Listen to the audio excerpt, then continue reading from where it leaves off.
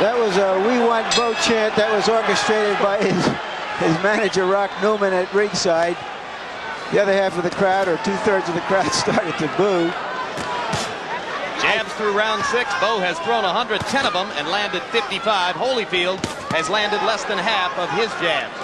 I think we can say this much for Riddick Bowe, guys, is that whatever message that Holyfield was trying to send early in the fight, Riddick Bowe took the message and came back with his own message. And midway through this fight, he's still in it, so has a very good chance of winning it. Bowe lands the right hand over the top. Evander just freezes and looks at him and then comes He was right hurt. in. Bowe didn't realize that he was hurt.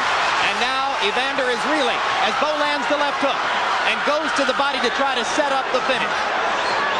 Holyfield peering through the swelling right eye, seemingly having trouble picking up Bowe's punches now. It sure would be nice for once if everybody would just scream, Evander Holyfield. Evander Holyfield. Yeah, if we hear that cheer again, I believe it was "Let's Go Bowe." Rock Newman was up and leading it, and here they go. Let's go Bowe. It's all going to happen with that jab. And the part of the crowd that supports Holyfield boos lustily when the "Let's Go Bowe" chant breaks out. Now Holyfield begins to punch again, apparently having shaken the cobwebs from that one little pass. He pushed him away with his left side, posing as if he's hurting in the body. I think those below-the-belt punches are really starting to take some effect on Holyfield. There's also the possibility, George, that Holyfield is allowing Bowe to throw in hopes that he will punch himself out. Not at all. Holyfield has taken some right hands. There's no way he can keep doing it. There's another right hand over the top. If it had been anyone else with any lesser heart, they would have been on the canvas right now. Holyfield is probably one of the greater champions of all time. In terms of his will and heart. Probably. Not in terms of his punching power, George. Not at all. He's a good fighter, and he's showing that he's a good fighter now. Bowe, if he stays in control with this jab, can just do whatever he wants to do. Keep the punches off, guys. For the moment, it looks more and more like an uphill fight for the champion. Riddick Bowe beginning to box again, and with a lot of advantages. And every shot Evander Holyfield throws now is a shot of desperation. It's no longer a tactical shot one after another. Left hook inside. Remember that George Benton told Holyfield to throw the right-hand lead over the top of Bowe's jab, and he thinks that he ought to land it on the chin. But Evander hasn't been able to get that right-hand lead off in this round because he's been too busy defending himself against Bowe's jabs and right hands. And Bowe hasn't started. He should open up with his long left hooks right now because the right side of Evander's face is taking a beating now. Why not just open up with long left hooks, not the short ones? And there in the closing seconds of the round were two Evander Holyfield's right hands to answer my question about where it had gone. All right, he's flipping now. Come on up, come on. Now listen, if you suck it up, you got this guy dead to rest. This guy ain't got nothing left. Okay. You understand? Yeah. Now you got to get your shit together. You got to keep a good defense and use that jab. And use the jab and force him to jab. And every damn time he jabs, you just go over top with a big one and come back with 2-3 left hooks. You understand? Because the guy slowed down Holyfield considerably. He's tired as hell.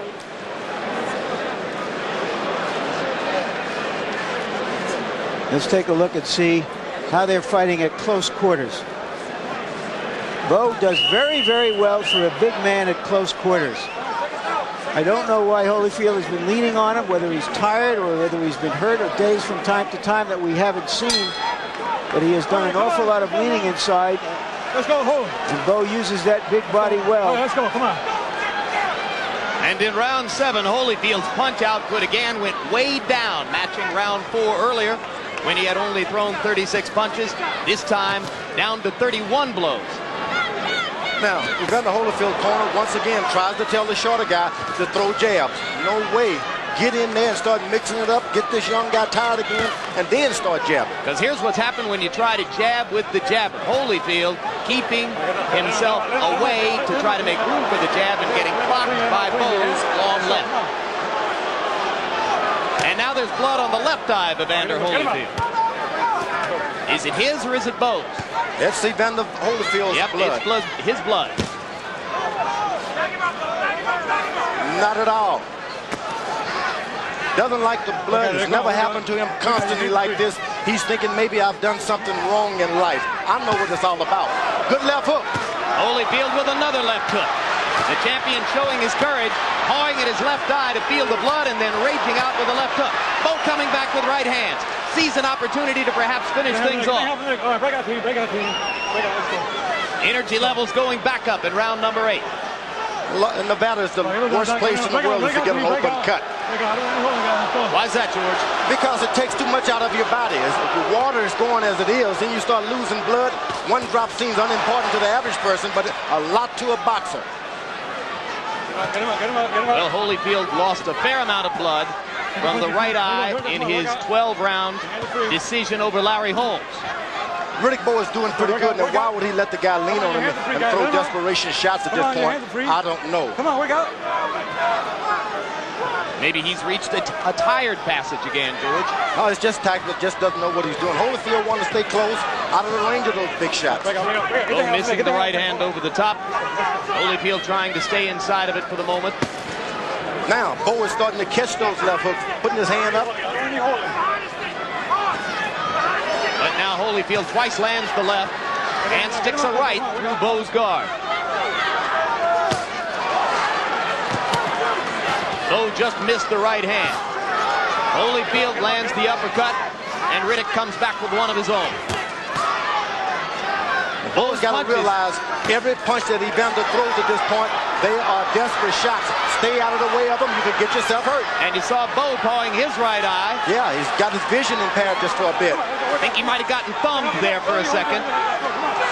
And there he is pawing the right eye again. Let's see if Holyfield tries to take advantage of that opportunity. He does, and takes a right hand in return. All right, break out, break out, break out, break out, let's go. Hold time. Nobody's going to be given anything.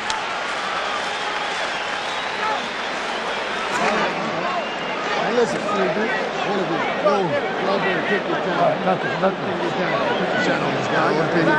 stay close to him, Holyfield. You take the shot. Let's take a look at these two eyes, and the eyes may determine what happens here. If Riddick Bowe's right eye appears to be closing as they work on Evander Holyfield. Here you see the blood pouring down Holyfield's right eye from the elbow he caught in the fight against Larry Holmes. Here you see him treating him tonight. They've opened, if it indeed was closed as it looks as though Bowe's eye has reopened. Okay. So Holyfield with a cut above the left eye, Bowe with a nick on the right eye. Was it a thumb that did that? It was. It's a shame when something like that happens. It was.